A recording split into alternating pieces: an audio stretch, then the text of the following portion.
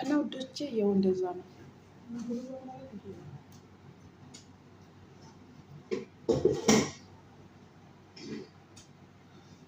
ሩዝ ይጨምራል ከላይ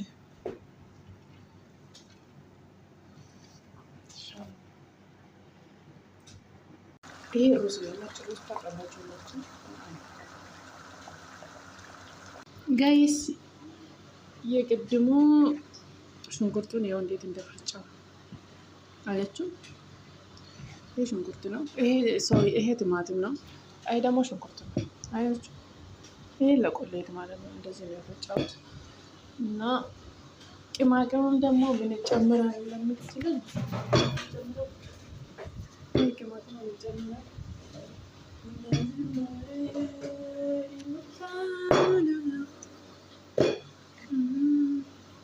ይሄ ቅመም ይጨምራል። አያችሁ። ይሄ ቅመም ይጨምራል። ሚክስ ባህራት የሚባል የምታውቁ ብዙ አላችሁ። ይሄ ይጨምራል። ግርፋ ይባላል። ይሄ ግርፋ ነው። ይሄ ይጨምራል። ከርከም ይሄ ደግሞ ሄል ነው። እዚህ ውስጥ እቃ ውስጥ አለ። እሱም ይጨምራል። ከዚህ በኋላ ምንም አይጨምርም። የሚጨማምረው ይሄ ብቻ ነው። ጋይስ እንዴት ናችሁ? ደህና ናችሁ? አለ እግዚአብሔር ይመስገን። መግሉባ እንዴት እንደሚሰራ ሊያሳያችሁ፣ ምን እንደሚያስፈልግም ሊያሳያችሁ።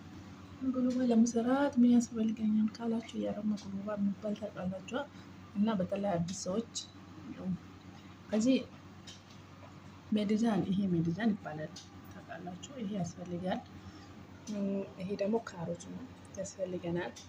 ከዛ ካሮቱን እንደዚህ ተቆራርጣችሁ ከዛ ትጠብሳላችሁ። ከጠበስኩ በኋላ ማሳያችኋለሁ እንዴት እንደሚጠበስ። ከዛ መጣችሁ ይሄ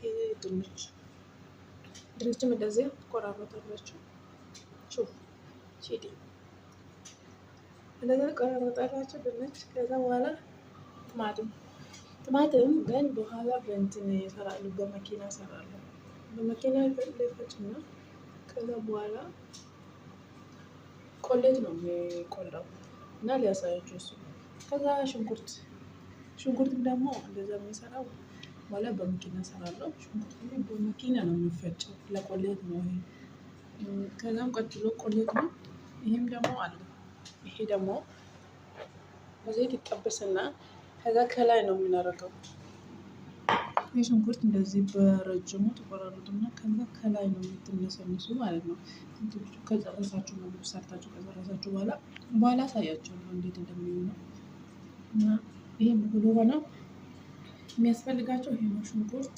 የሚያስፈልጋቸው ሽንኩርት፣ ቲማቲም፣ ድንች፣ ካሮት፣ ሜዲዛን የሚባል አለ። እነሱ ነው።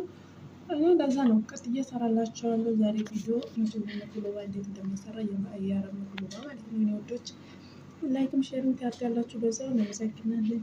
ሲየው ቆሌቱ እንደዚህ ነው የሚመስለው። አያችሁ ኢንሻአላህ እንደዛ ነው።